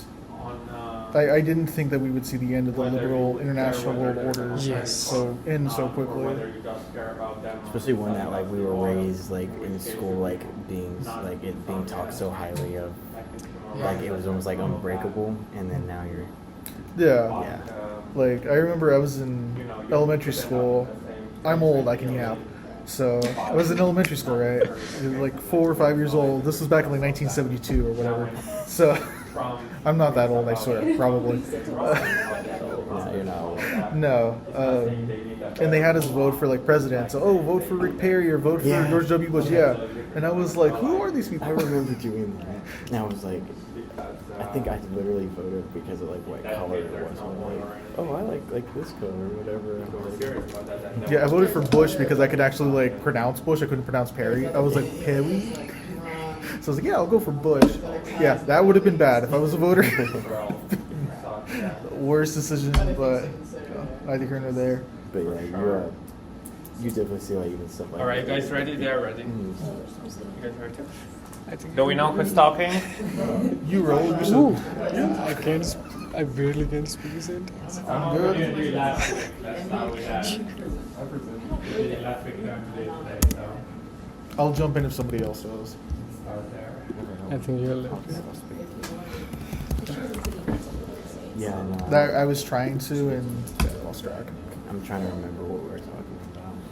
So, the first question is, What are the best parts of Hamiltonian and Wilsonian school of thought, and then what are the weaknesses? and what was our strengths for both of them? Hamilton was. U.S. can focus more on economic affairs and ties to international organizations and systems. I can just read that. So as for a you. reminder, and then I'll the jump. first Yeah. question Positive weaknesses. Yeah. was pros and cons of the two schools. So give me one for each, one pro, one con for each of the schools.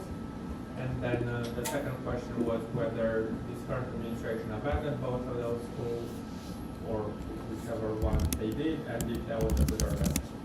So we'll start on this side and do the first question, and then they'll do the first one and then second one.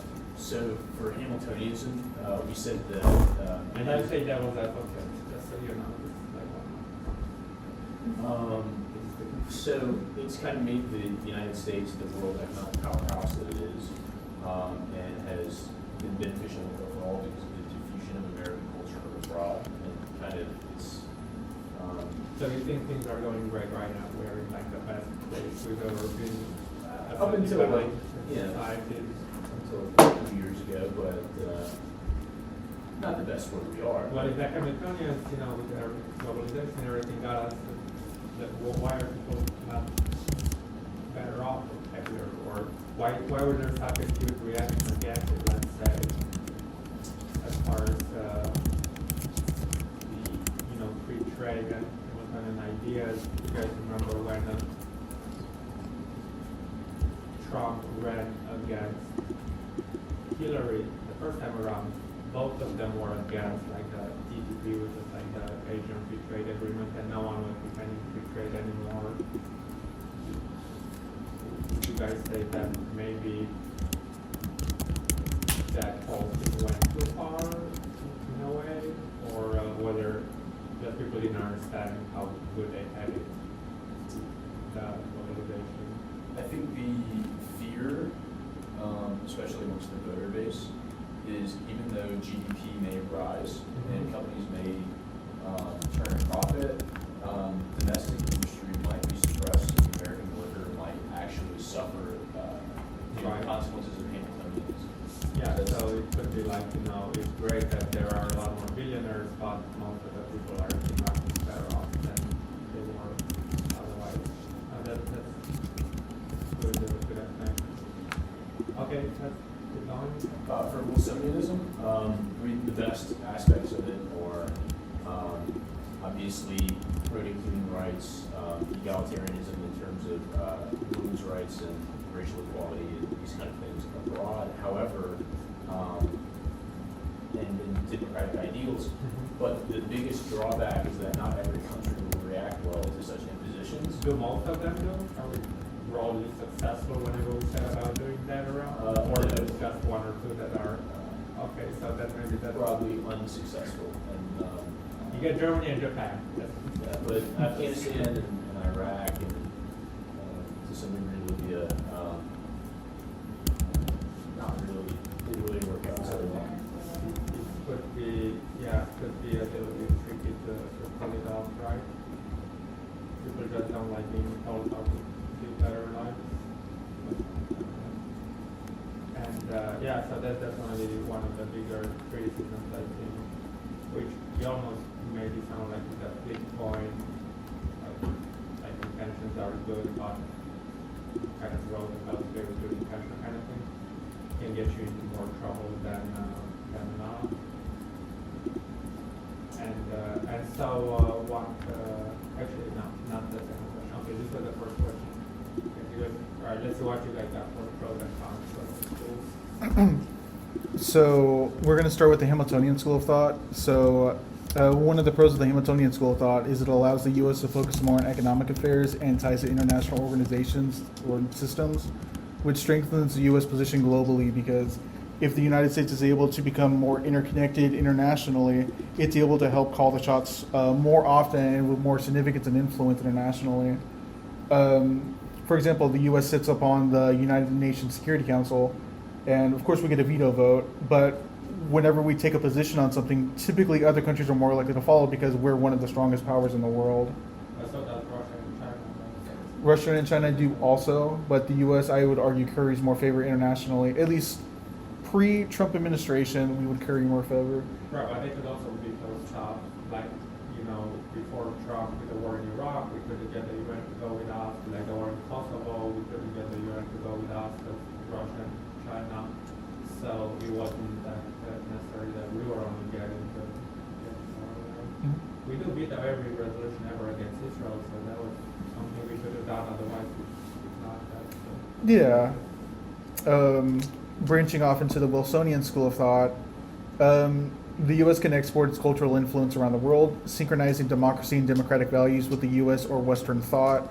The U.S. can also become directly or influentially involved within the development of newly developed countries, i.e. Mexico, Israel, and a modern example now, Venezuela, and can reap the benefits of their work within those countries. That would be one of the benefits of Wilsonianism. And downside? Oh, that would... So our downside for Hamiltonianism is kind of building off what we were talking about last week of like how far is too far with America first, like how much can you argue? So how much, I guess with Hamiltonianism, you can disguise a lot of stuff as defending your economic interests, so you're more willing to maybe back something that's not morally, that great, which morality, I guess, could be subjective, but, going in and doing what we did in Venezuela or all these other interventions that were disguised as, helping, or we could say that is helping our economy or opening up oil trade and stuff like that, just for the sake of economic interest or something. It's just how far is too far, what are you willing to do and just say, okay, well, it's for our economic interests. And then for Wilsonianism, it's kind of similar to what they were saying, just not everyone's going to be receptive to it. He had an example in there. He said with the missionaries that were going into the Ottoman Empire and trying to help the minority Christian community there, he was like, it took one century to do what it took like the Ottomans 13th centuries to do in terms of like crippling the Christian community there. So yeah, not everyone's going to be receptive to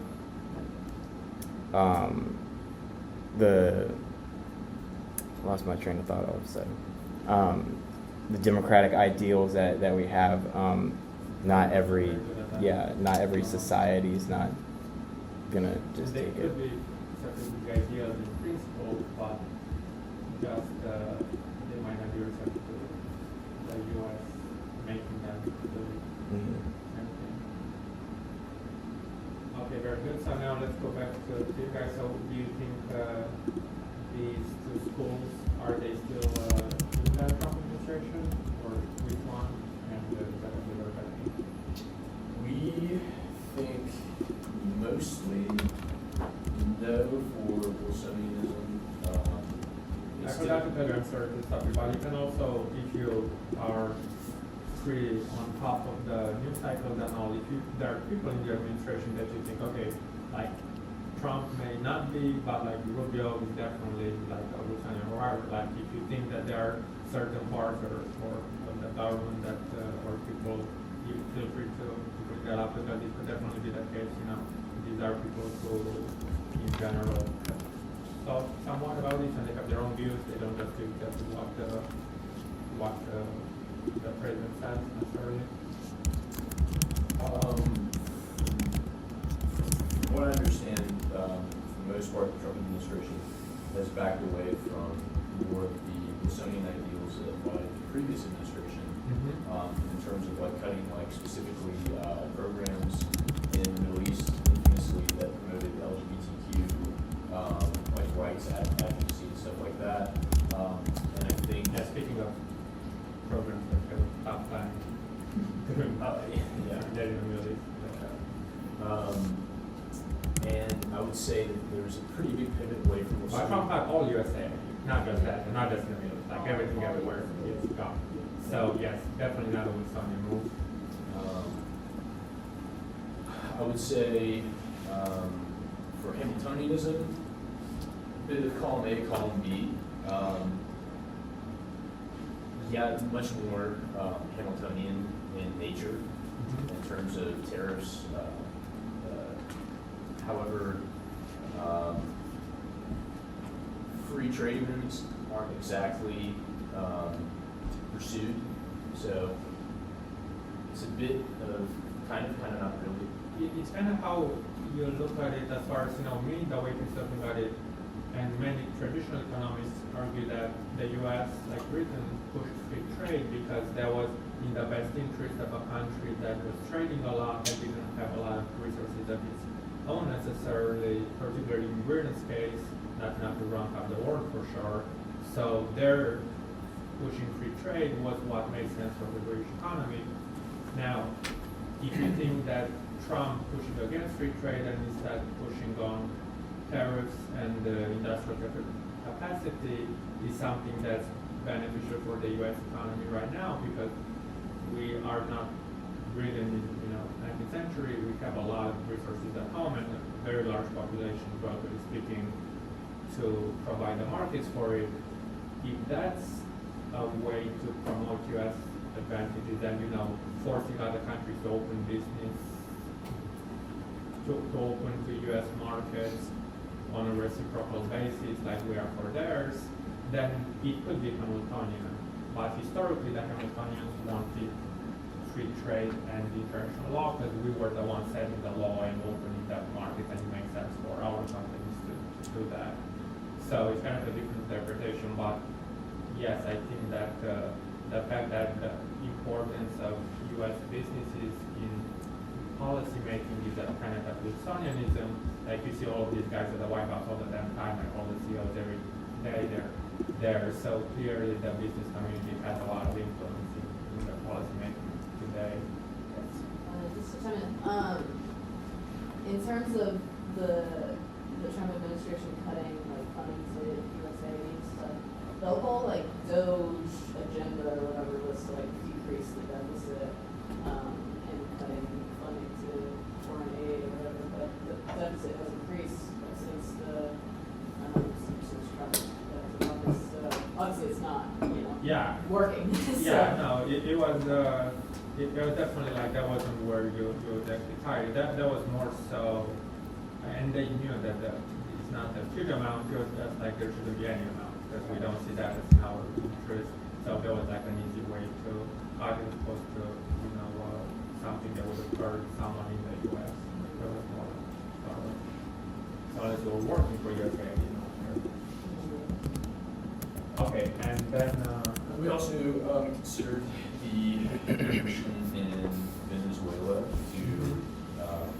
potentially reflect Hamiltonian ideals for opening up trade with Venezuela.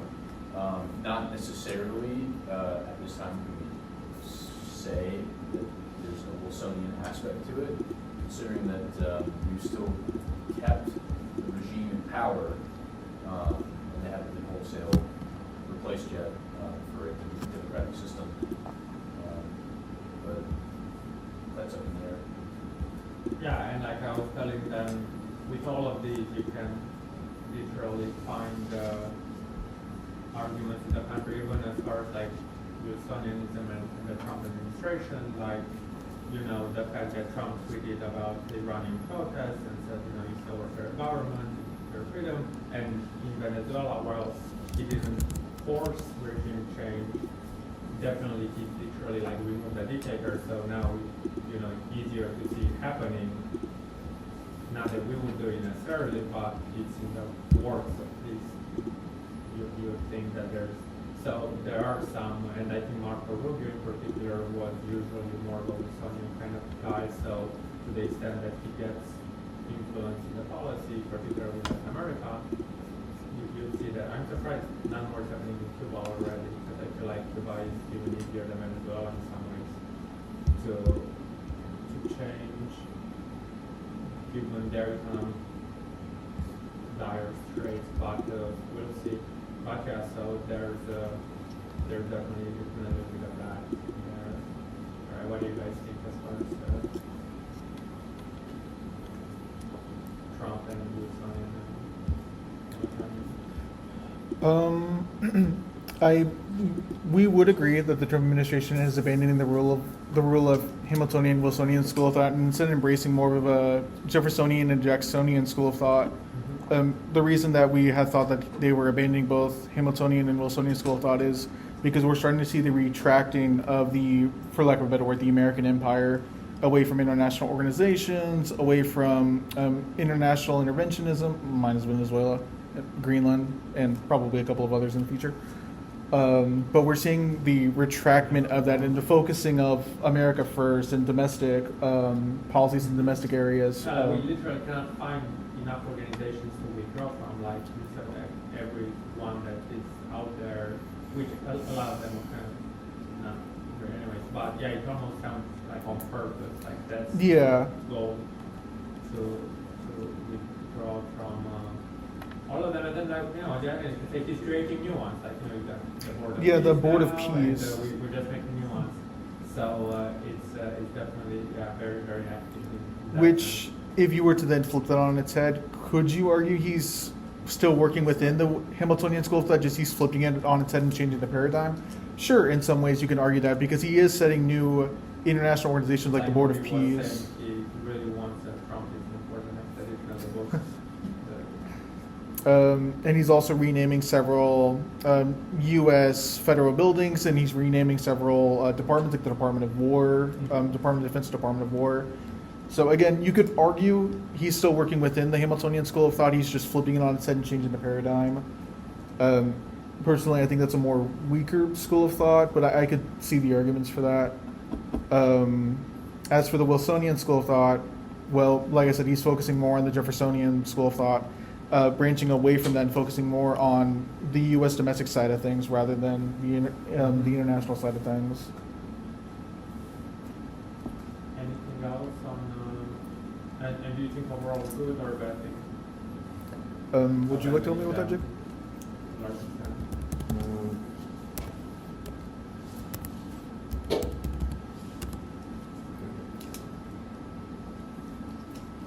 I think that withdrawing from increasing globalized world